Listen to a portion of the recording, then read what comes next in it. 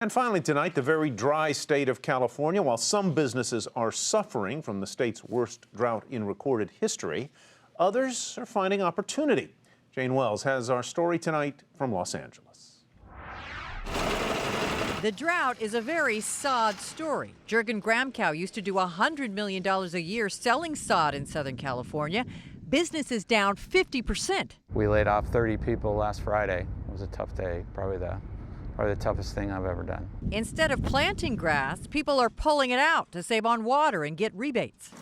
Gardeners are benefiting in the short term with the changeover, but it's not clear what will happen when there are fewer lawns to mow. So it's pretty much the same amount of work, it's just different. Overall, plant sales at Elegant Gardens Nursery are down 30% since the governor ordered cuts in water last April. May should have been the best one we had in the last 10 years, and it just wasn't so. But for all the losers in the drought, there are also winners. Technology companies are discovering that water is the new gold mine. You've done a good thing in mulching. WaterSmart is a software company which provides data to dozens of water agencies, letting customers know how much water they use compared to neighbors. When you have an aerator, it's a little difficult to tell on this, that the water sort of looks milky.